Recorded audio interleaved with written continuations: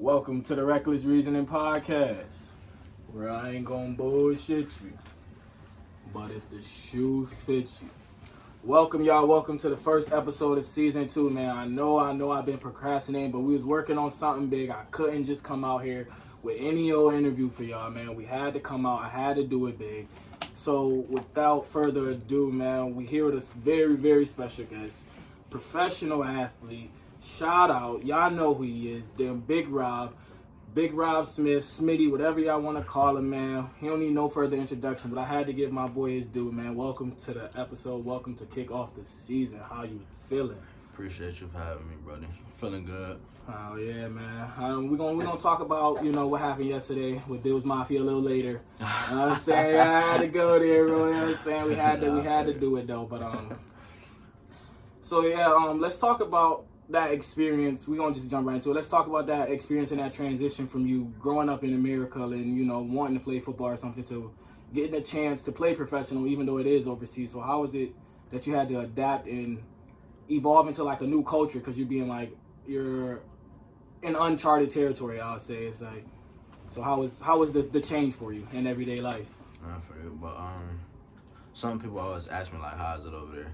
Like dealing with it and stuff like that. But to be honest, everybody speak English over there. Oh, for real? That's fine. Yeah, so it's like, it was definitely something different because, like you said, coming from America, Rochester, we're coming from, like, it's hard. You can't do a lot of stuff at a certain time of night, so it's different. But out there, I was walking around 3, 4, 5 in the morning by myself, walking to get food, and I had to look over my shoulder. So, it's a big difference, feel me? And then it's like, when you over there and then being over there for 6 months, you like, damn, do I really want to come back home It's or like, do I want to stay where I'm at? you.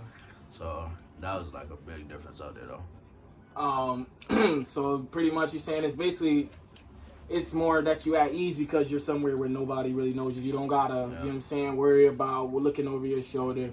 You out here and it's like you out here doing your job. It's football. For sure. It's football, come home or whatever.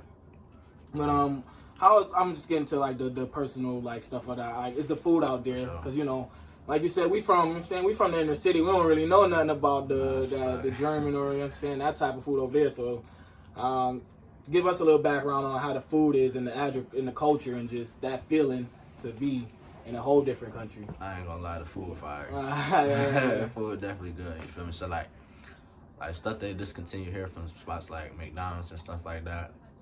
Like they got that down there. You feel me? So it's like it's a lot of different stuff down there. You feel me? Like I've been on McDonald's heavy down there, like McDonald's and Domino's. Like I was damn near eating that shit like every week. You feel me? So you feel me? Like other than that though, like it's different. Like the food, mad good. They got stuff like kebab plates. I ain't never know what it was. You feel me? But hey, eating it, I gained probably like good 15 down there. You feel me? So. But I flipped with the muscle and stuff like that. But they definitely got some good food. Taking those hits from grown men, you gotta put on a little type of little muscle or something. Got to, for sure. But yeah, that's valid. I'm glad to hear that. Because I feel like people who never been outside of the country like me or something, we got like this perception of how it is over there and how people act and how they talk and how they move. But you know what I'm saying, you said you spent 6 months over there, so you got a little bit of the feeling about how the vibe is or whatever. So that's definitely clutch. I'm definitely glad, you know what I'm saying? But now we're going to take it back to the early days. Pop Warner football. Was receiver, like, always your first position you wanted to play? Or is it like you just, as you got older, it was like, I'm going to transition more to this? Or was it receiver since day one? To be quite frank, I started off as a running back. I played running back. I played first but this is the thing, I never played Pop Warner. You feel me? I always play like in this other league called AYF-CL. So, you feel me? I played for the Northwest Falcons my first year of football. You feel me? And I was 6, but the age limit was 7, but the coach let me slide. So, I played at 6, you feel me? And I was a running back. And then the team ain't work out, and then I ended up transferring over to the Rochester Hurricanes. So, I started playing running back over there still. But I ain't stopped playing running back until I got the U-Prep. Feel me? U-Prep JV started. You feel me?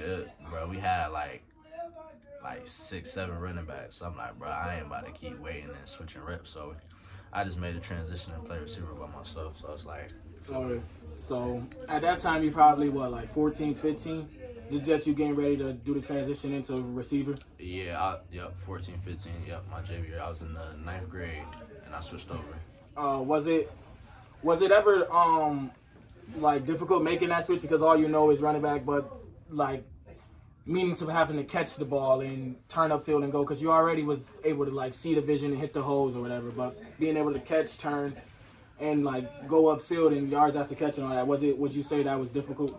I probably say it wasn't difficult because I was a DB as well, so I played corner. So like footwork and flipping hips and stuff like that was all something I had to do. So for me, when I made the transition, I'm like, all right, like it's somewhat similar, but I probably have to put in a little bit more work. But I wasn't really tripping off that. Like if you wanna get to your craft, you gotta work on this hardest route for improvement. So that's what I did, and then once I got comfortable with it, like I just kept perfecting my craft with it. Oh, okay. So so basically you always been on the field, like you was a true ball player, like you played both sides of the ball. For sure. And that's what I was that's why I asked you that question off camera. I was like, who did they usually compare you to with your receiver skills? Because I seen, and as when you was a junior and a senior, that's like in 2017, they got you lined up in the backfield, they got you lined up as receiver, and I seen you out there playing corner. So my comparison early first person, when I seen a couple plays, I'm like, I'm seeing Jamar Chase, just the physical stature, and you're not afraid to like run at people, and then you high pointing the ball or whatever. And then once I seen they put you in the backfield, I'm like, it's more like Debo Samuel. It's like because they put you all around the field because they know you're a playmaker, and they just trying to get the ball in your hand. Most definitely. And honestly, you hit it on the money. Like I heard Debo a lot. You feel me? But like before, I'm gonna take it back. Before like I came and I went to college and stuff like that, a lot of people was comparing me to Tavon Austin. Tavon Austin from Oregon. I was gonna say probably Percy Harvin. Yeah, Florida back in the day. They was flipping me in and just put me in different positions and line me up at wide receiver. Then I go to the backfield and I go to wide out. So for me, I had a lot of plays and studies to get into because I was all over the place. So you feel me? Yeah, I definitely had to make that transition and had to learn plays from inside out. So I had to be like the second quarterback on the field for every position. That's honestly fire. That's fire. And let's talk about the before you went overseas. I believe you played for the Continental Cardinals or Charlotte Colonials. Yeah, the Charlotte Colonials. Tell me about that experience. And what's that jump from like college to like semi-pro? And what was the transition like? Was it a major increase in skill difference from college to semi-pro or? Like I said, college. I only played my freshman year there.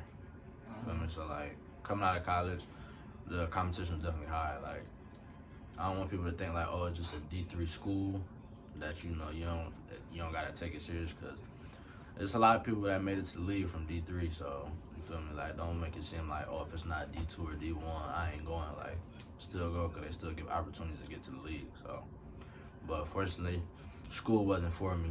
So you feel me? Like I had to get out of it, and I didn't want to put myself more in debt. So I just like, you know what?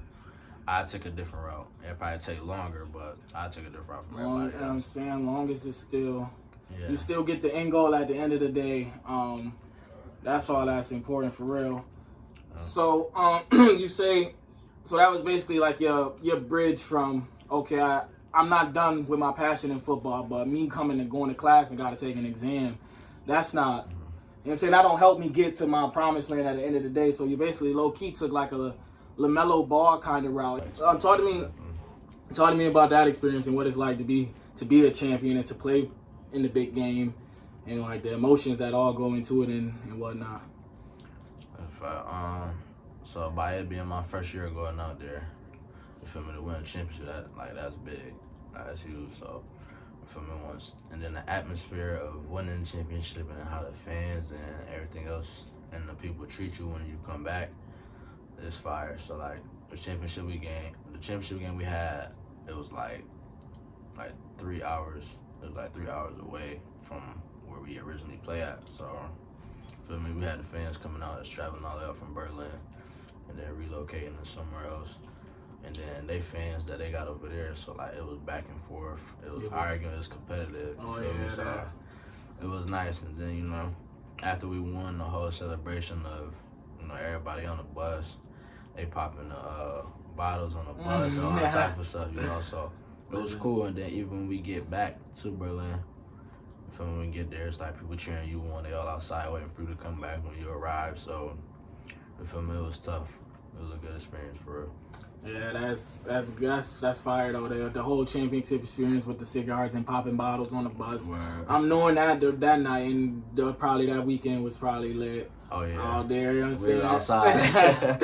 I'm knowing that shit was probably lit and whatnot, but definitely though. Tell me, let's talk about how your teammates embrace you being, basically in foreign territory, and then they come in and showed you like straight love off the rip, and was it like no funniness, or like they just embraced the brotherhood? Like, it don't matter where you from, you signed, you know what I'm saying, you on our team, and that's all that matters when you got this jersey on. Like, you're on some brother shit. So basically, was the embrace there from your teammates, the ownership, the organization, and all that? I ain't gonna lie, the embrace was crazy as soon as I got there. So I got down there on a Friday. So when after I got off the plane, I went and chilled at my coach house for like an hour or two, and I had practice. So I had practice the same day I got off the plane. So, you feel me? I was already talking to them beforehand, the quarterbacks. So like Swin, he played quarterback. Armand, No John, Marcus, Steven, all them. So I already was talking to them before I got down there, and then we had practice that night. So after we came, we got straight to it. Like, we already locked in with each other. We bonded, you feel me, on the field, and then off the field after we got done with practice, we went to the club the same night. So practice, club, chilling, all that, it was like all that was the same night, like I knew him forever. So, you feel me, we embraced immediately. So we just ain't want to have that bond like on the field as just like teammates. Right, yeah, I wanted to basically like create a brotherhood. So it's like on and off the field, I got your back, not just while we in this facility or definitely. While we there. That's fire. That's definitely fire. I'm glad. Was the season? Well, obviously y'all won a championship, but those are the highlights. Let's talk about some of the lowlights or the hard parts and the trials and the tribulations through the season. Was there ever a point throughout the season where you guys was going through like a rough stretch, or it seemed like nothing could just click, and then what helped y'all find that chemistry and that connection to keep going and push forward? So throughout the season, even though we won, it's different down there. So you got the conference championship, and then you got the whole region. So we won a conference championship and stuff, and then the regional championship we ended up losing by 14. So the score was 21-7, but the only downtimes we had was our starting quarterback got hurt. He broke his collarbone that game. So, it was, and that's the thing though, what I could say I loved about the team though, is even though we lost him, our backup came in, we believed in him all rip. You feel me? So it was he came out there, he did his thing, he did what he could, but prior to that game, we had a playoff game before that championship game that we had lost, and he came out and he won it for us, and we won 13-7. So, you feel me? It just was even though we didn't have one piece, we always had a second guy that was all right, when I get in, I'm ready. I'm gonna pick up where we left off. You feel me? So it was tough, and nobody doubted him. It just was everybody, you have your little worries, but we never doubted him. All right, cool. It was always a conversation all right, should we put Rob at quarterback? But I told my coaches, we all agree with it. He played quarterback, so. Yeah, that's a low-key, a confidence killer. So you saying let him rock out. That's showing that y'all got confidence in the second string quarterback. Because me personally, if this is my position as quarterback, and then the starting quarterback get down, and you try and tell somebody else we might gotta throw you in there, I'm gonna be damn. Yeah, right. So you feel me? I was nah, you feel me? Let him rock out, and then I told him if y'all cool with it and it don't go as planned, I got no problem doing it. But as of right now, let's see what he could do. But he came out and he threw 2 touchdown passes, and we ended up beating the team 13-7. So I was you just gotta go with it. And then after that, we had played that next game the following week that we lost, and our quarterback got hurt, and it just was you feel me? Yeah, we lost, and we lost our player, but you feel me? We've been in this position before. So it's y'all know how to bounce back because y'all was in this spot. Yeah. And it's showing y'all persisted. Y'all was you know what I'm saying? Y'all was the last team standing. Y'all won the chip. So big shout out to y'all boys. But let's talk about what's the goal for next season. You wanna get more catches, more yards, or you just trying to just raise another banner? Yeah, I mean, I worry about raising that banner first than my stats though. But I ain't gonna lie, the numbers I put up last season was tough. So I'm always about like beating that what I did last year. You feel me? So I mean, you can't beat 16 touchdowns. You feel me? And going for 1,000 yards. So you feel me? It's tough, but it's always my goal to beat what I did last year. But definitely got to raise that banner for sure.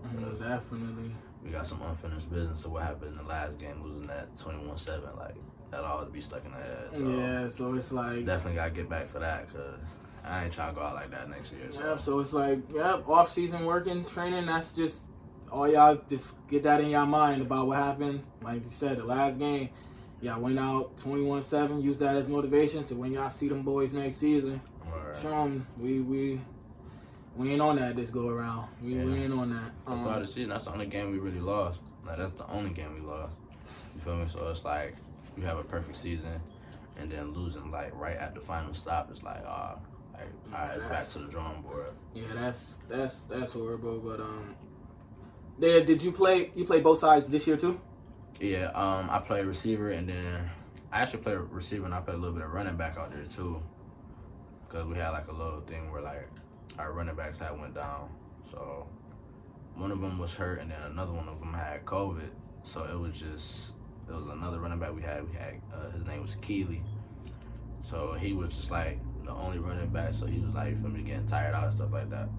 So they switched us back and forth, you feel me. So if he needed like to catch a break real quick, you feel me, I'd fill in for him, and then he'll be right back on the field. But other than that, when I was out there, it was receiver and corner. That's good. What you like playing? What you like playing better, receiver, corner, or running back?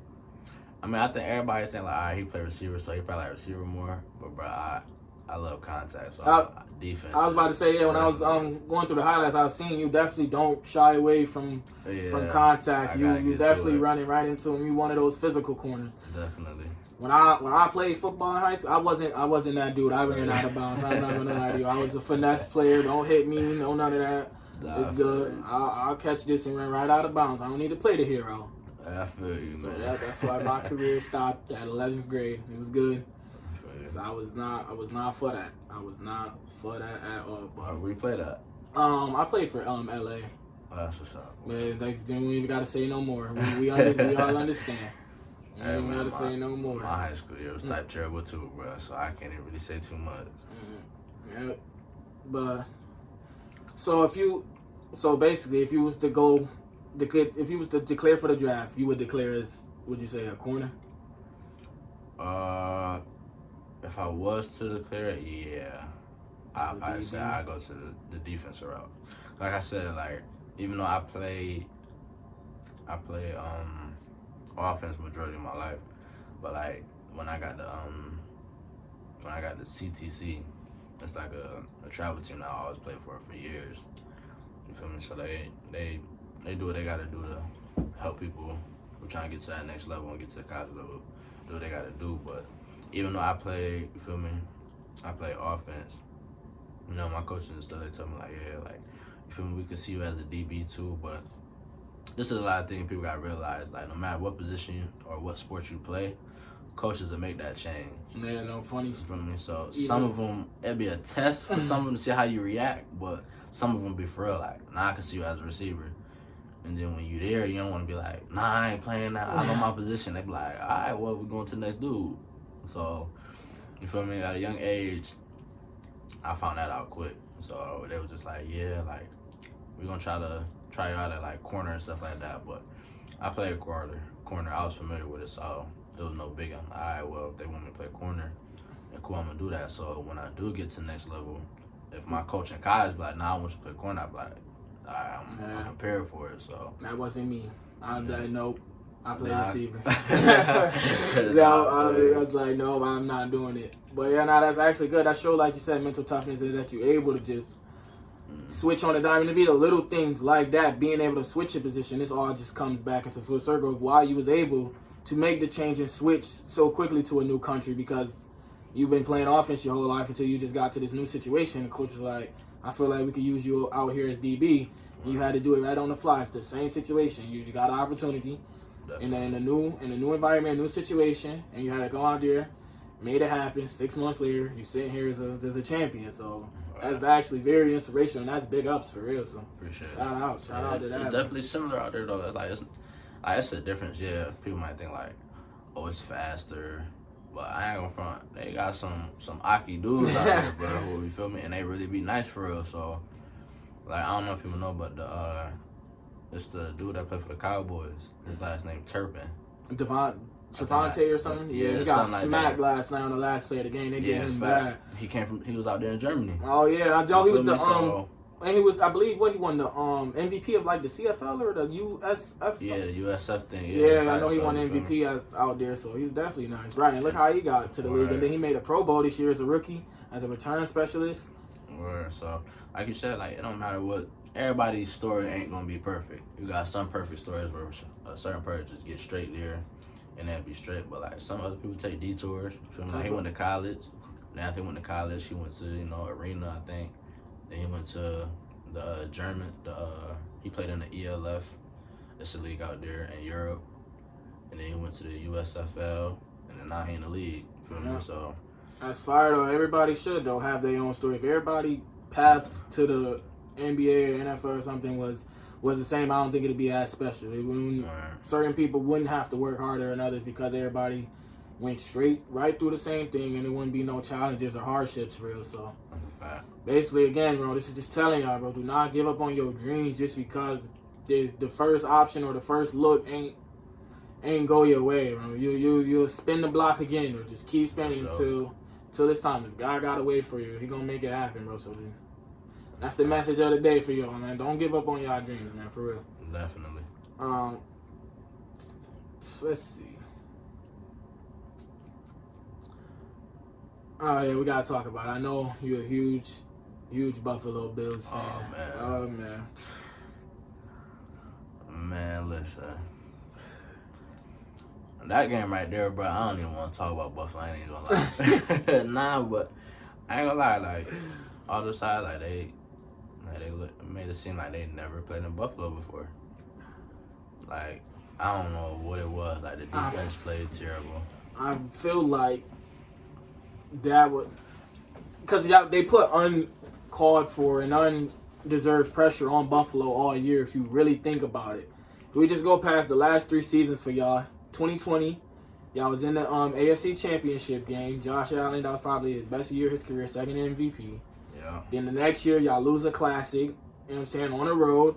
And then y'all lose at home, and it's like, but my point is, y'all always been right there, and then they just they proclaimed y'all to be the best team in the NFL. Y'all was overwhelming Super Bowl odds, Josh Allen for MVP.